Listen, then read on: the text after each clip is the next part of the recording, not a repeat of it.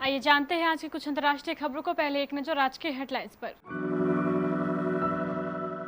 Exit poll में BJP 100 के पार। Covid guideline पूरे देश में सख्ती से रहेगा लागू, लॉकडाउन पर जोर नहीं। 45 से ऊपर और 18 से 45 की उम्र के लोगों की टीकाकरण पर मंडराती आशंकाएं, टीके की उपलब्धता बन रही बड़ा संकट। यूपी के 706 बेसिक शिक्षक कर्मचारियों की कोरोना से मौत, पंचायत चुनाव की मतगणना टालने की मांग। यूपी, बिहार, मध्य प्रदेश सहित कई राज्यों में बदल गई लॉकडाउन की गाइडलाइन। इमरान की गलत नीतियों से भूखमरी के कगार पर पाकिस्तान, सिर्फ 20 दिनों का बचा है गेहूं का स्टॉक। सऊदी अरब के क्राउन प्रिंस ने कहा, कुरान ही हमारा संविधान। सोना हुआ महंगा, चांदी की कीमतों में जबरदस्त तेजी। कंगना रनौत का हीरो बनने से इरफान खान ने कर दिया था इनकार। और पृथ्वी शॉ की तूफानी 50 से जीती दिल्ली। देश भर में कोरोना महामारी के बीच 2 मई को पश्चिम बंगाल विधानसभा चुनाव के नतीजे आने हैं, लेकिन नतीजों से पहले तमाम एग्जिट पोल ने इस बात की ओर इशारा किया है कि बीजेपी और तृणमूल कांग्रेस के बीच मुकाबला कांटे का है। सभी एग्जिट पोल में एक बात साफ नजर आ रही है कि बीजेपी तिहाई के आंकड़े के पार पहुंच रही है। बिहार की तरह पश्चिम बंगाल के नतीजों का राष्ट्रीय राजनीति में बड़ा असर देखने को मिल सकता है। यूपी चुनावों से पहले पश्चिम बंगाल विधानसभा चुनाव की जीत बीजेपी के कार्यकर्ताओं में उत्साह का संचार करेगी। वहीं अगर ममता बनर्जी की टीएमसी सत्ता में वापसी करती है तो समूचे विपक्षी दलों में अपने खोए जनाधार को पाने का आत्मविश्वास जागेगा। इस सब के बावजूद बंगाल के नतीजे चुनावी रणनीतिकरण प्रशांत किशोर के करियर पर भी बड़ा असर डालेंगे। चुनाव अभियान के दौरान प्रशांत किशोर ने बीजेपी को राज्य में बड़ी ताकत माना। हालांकि उन्होंने यह भी कहा है कि बीजेपी 100 सीट के पार नहीं जाएगी और तृणमूल जीत दर्ज करेगी। गृह मंत्रालय ने महामारी को देखते हुए मई के लिए जारी नए दिशा निर्देशों में देश में कहीं भी लॉकडाउन लगाने के बारे में कुछ नहीं कहा है। मंत्रालय ने राज्यों एवं केंद्र शासित प्रदेशों से कहा है कि उन जिलों की पहचान करें जहां या तो कोविड-19 संक्रमण की 10% से अधिक है या जहां पिछले एक हफ्ते में बिस्तर भरने की दर 60% से अधिक है। गृह मंत्रालय ने कहा है कि इसमें से किसी भी मानक को पूरा करने वाले जिले को गहन और स्थानीय निरुद्ध क्षेत्र बनाने के उपायों के लिए विचार किया जा सकता है। गृह मंत्रालय के आदेश के साथ सामुदायिक निरुद्ध क्षेत्र और बड़े निरुद्ध क्षेत्र जैसे इलाके बनाने के रूपरेखा लागू करने के लिए स्वास्थ्य एवं परिवार कल्याण मंत्रालय की सलाह को भी इसमें जोड़ा गया है। 45 साल के ऊपर के लोगों के साथ साथ हेल्थ केयर और फ्रंटलाइन वर्कर के लिए केंद्र की ओर से भेजी जा रही वैक्सीन में लगातार कमी आ रही है। माना जा रहा है कि राज्यों के पास जो स्टॉक बचा है वह बमुश्किल 2-3 दिन ही चल पाएगा, यानी केंद्र सरकार को उससे पहले ही नई खेप पहुंचानी होगी। देश के विभिन्न भागों से वैक्सीन कमी के कारण लोगों के वापस लौटने की आ रही खबरों के बीच स्वास्थ्य मंत्रालय ने गुरुवार को वैक्सीन की कमी नहीं होने के दावों को दोहराया है। मंत्रालय के अनुसार बुधवार तक 15 करोड़ से अधिक डोज लगने के बावजूद राज्यों के पास 1 करोड़ 6 लाख डोज बची हुई है और 20 लाख 80 हजार डोज 1-2 दिन में मिल जाएगी। कर्मचारियों की कोरोना से मौत, 706 टीचर्स कर्मचारियों की हुई है कोरोना से मौत। यह दावा उत्तर प्रदेशीय प्राथमिक शिक्षक संघ ने किया है। शिक्षक संघ ने इसे लेकर चुनाव आयोग से मांग की है कि यूपी में कोरोना संक्रमण के बढ़ते प्रकोप को देखते हुए पंचायत चुनाव की मतगणना को स्थगित किया जाए।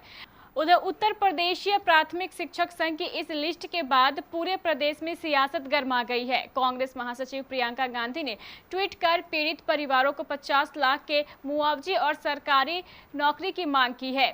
पंचायत चुनाव में ड्यूटी लगाने पर सवाल खड़े किए हैं। कांग्रेस महासचिव प्रियंका गांधी ने ट्वीट किया, यूपी पंचायत चुनावों की ड्यूटी में लगे लगभग 500 शिक्षकों की मृत्यु की खबर दुखद और डरावनी है।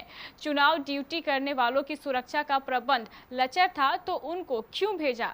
सभी शिक्षकों के परिवारों को 50 लाख रुपए मुआवजा व आश्रितों को नौकरी की मांग का मैं पुरजोर समर्थन करती हूँ। यूपी में कोरोना संक्रमण की रफ्तार को देखते हुए वीकेंड लॉकडाउन में एक दिन का इजाफा कर दिया गया है।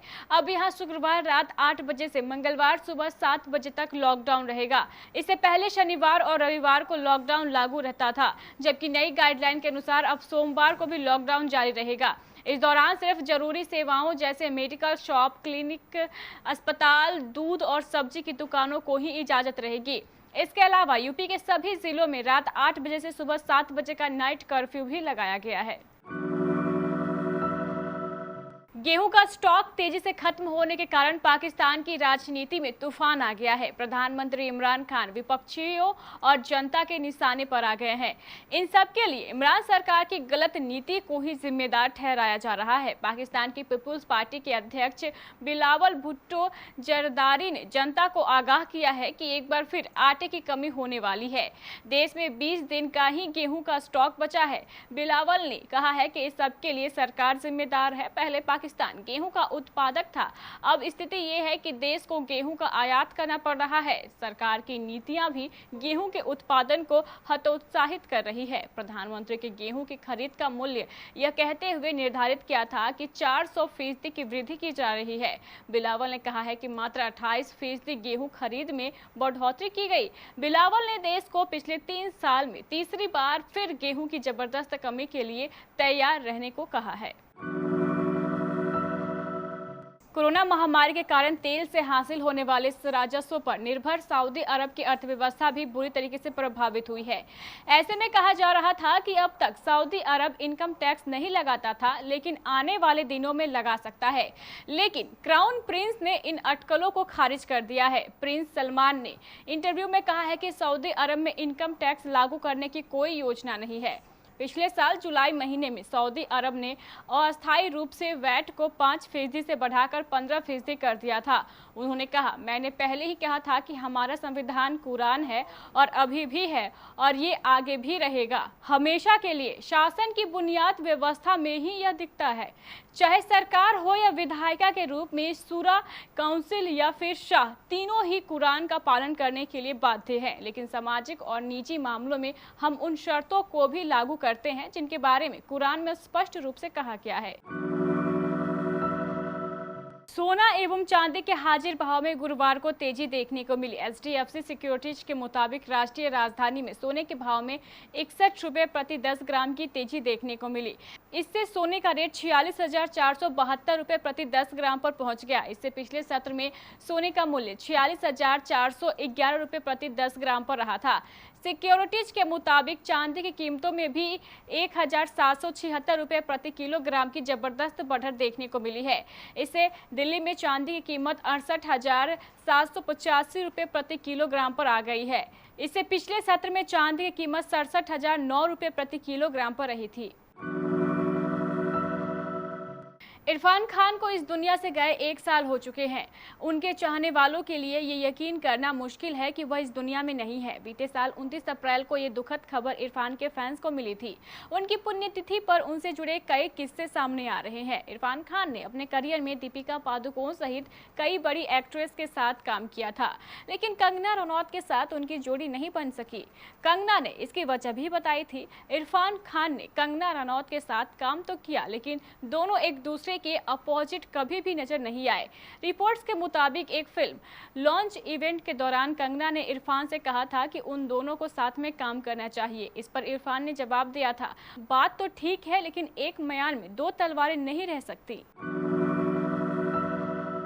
शानदार फॉर्म में चल रहे सलामी बल्लेबाज पृथ्वी शॉ की 41 गेंदों में 82 रन की पारी की मदद से दिल्ली कैपिटल्स ने गुरुवार को IPL 2021 के 25वें मैच में कोलकाता नाइट राइडर्स को 9 विकेट से हरा दिया। जीत के लिए 155 रन से कमोवेश आसान लक्ष्य को दिल्ली ने 3 विकेट खोकर 21 गेंद बाकी रहते हासिल कर लिया। शॉ ने 41 गेंदों में 11 चौके और 3 छक्कों की मदद से 82 रन बनाए।